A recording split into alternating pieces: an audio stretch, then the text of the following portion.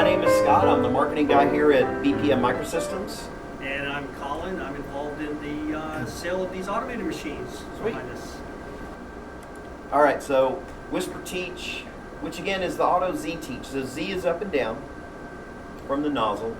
And if you look up here, we've got the WhisperTeach screen up on top, and then the manual screen down here on the bottom. So again, kind of the context, we have one of our senior service engineers who's been using these machines for many years, Charlie Walton. Charlie was good enough to volunteer to do the side-by-side. He taught the job using the manual teach method, the legacy teach method, if you will. Mm-hmm. And then we taught the same job using WhisperTeach. And so, you know, there's a lot of detail going on, but the first several minutes are comparable. There's some initial job setup, but you'll see once the actual WhisperTeach process starts taking place, it's dramatic savings. I think your tagline in the email announcement was 2 times as fast, yes, and 3 times more accurate. So, you know, we hope to prove that today. But interestingly enough, the 2 times as fast isn't really the whole story. Mm-hmm. That's with simply a 4-site machine. So a 3928, for example, you can have a tape in, tape out with up to 28 sockets. Right. And so the savings, the time from which you begin the process to when you're producing parts is much more dramatic, even with a 28 socket, mm-hmm. or on the 4910, a 48 socket machine. So it really is two times or twice as fast or more. So we're being conservative in our numbers, right? So, and actually, the WhisperTeach difference is now starting. So if you look down here on the bottom, you saw that Charlie was kind of leaning over and kind of looking. You can see him kind of trying to get an eyeball on the manual teach. So he's actually having to make these little tiny adjustments through observation. Through observation, yeah. Right. And you know, Charlie's not a young man anymore, so you know, his observation skill, although he's got pretty good eyesight for an old guy. Scott, we're not very young yet. Oh, no, I know, but you know, still good looking. That's the important thing. So yeah, so and on the bottom, so yeah, he's already taught the tray on the WhisperTeach side, and we're about 2 minutes and 30 seconds in. And it looks like he's moving to the reject location already. Yep. So what's the purpose of the reject location, Colin?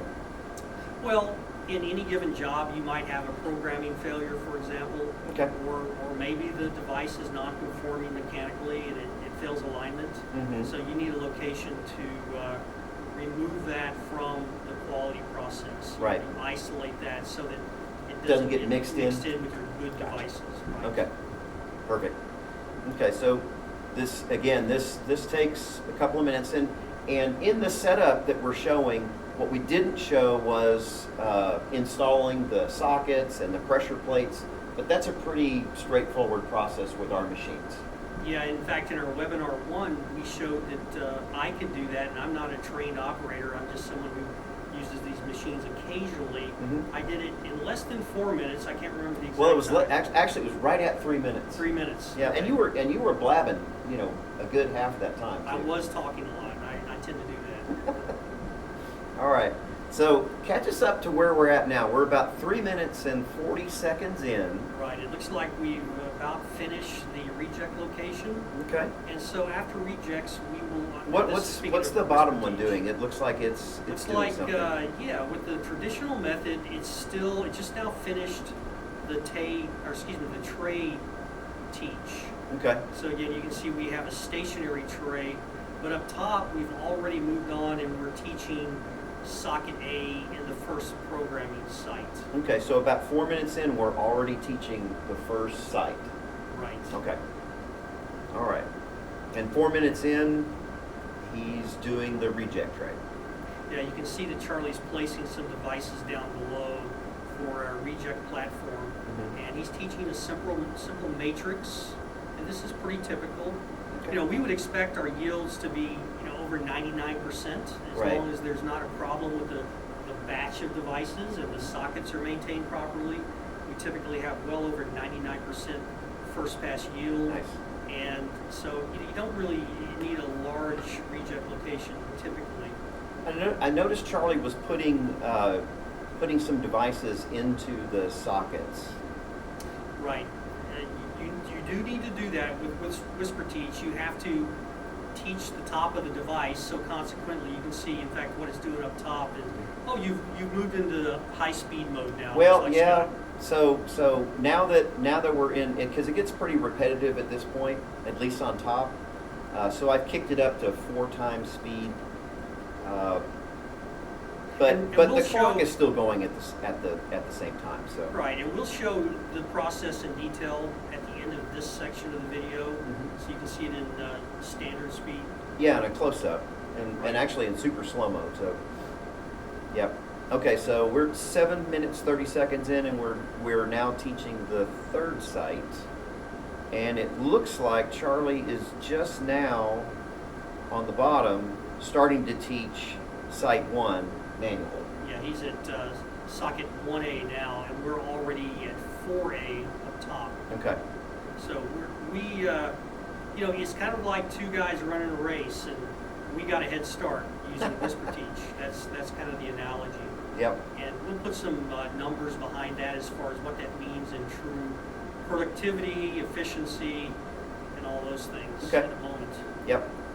All right, so it looks like we are just about done with the setup. In fact, that screen looks like we're ready to start. So the WhisperTeach is just about done setting up. Okay, now the job has started.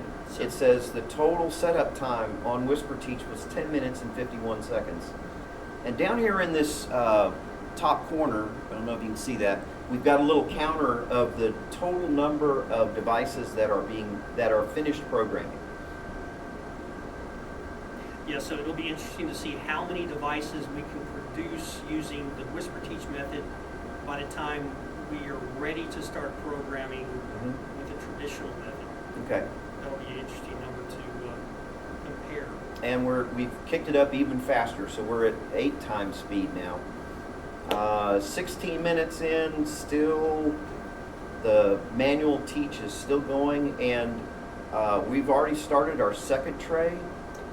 So we're up to 130 devices, still setting up on manual. You know, the thing that's really appealing is for companies who have just-in-time programming, small batch programming. I know there are certainly operations out there that program thousands and thousands for one setup. It's still important to have a feature such as WhisperTeach because of the quality aspect. Right. But when you consider a programming center, for example, or a contract manufacturer that's running a lot of different devices, we have customers that program 50 different line items in any given month. Yeah. So this is really important. Okay, so I just pause this real quick because we're actually starting the job now on the manual side. So, Okay, so we just hit start. yeah, so I'm going to go ahead and keep that going. And So it looks like the green light came on down below when we had produced around 240 devices already up top. So, okay, so 240 to 0. yeah, that's a good way to think of it, Scott. That if you're keeping score, like we like to do, it's 240 parts to 0. Yep. And this job will run out for a few more minutes.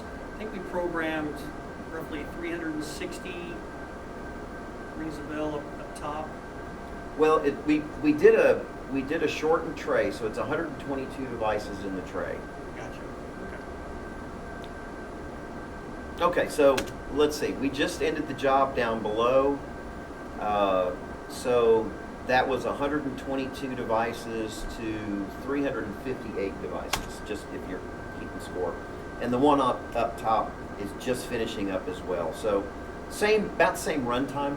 I mean, they're exactly the same job. So once it's actually set up, it'll run at the same speed. So to kind of summarize, it took us just under 11 minutes to program, to get to the first part, start program, using WhisperTeach. It took a little over 22 minutes to get to the same point in the process using the traditional method. And, Right. you know, we challenged Charlie to do his best. You know, he again is the closest thing to an operator we have, and he's been teaching these machines using both methods for over 20 years now. Right. So I think it's a really good case. Okay, so manual output, 122 devices, achieved a device per hour speed of 1,241 devices. So that's how many would do in an hour. Okay, and then up top, let's get the final numbers from the WhisperTeach. Is it moving? It is. Okay. It's just me moving a little slow. So the WhisperTeach output, again, we were able to do 3 trays in the time that the other machine was able to do about 2 tray or 1 tray, and 1,238 BPH was what it clocked at. So you know, we're right at about the same. Yeah, the delta is simply the changeover time between trays. There is a slight pause between trays, so that's why there's that few devices.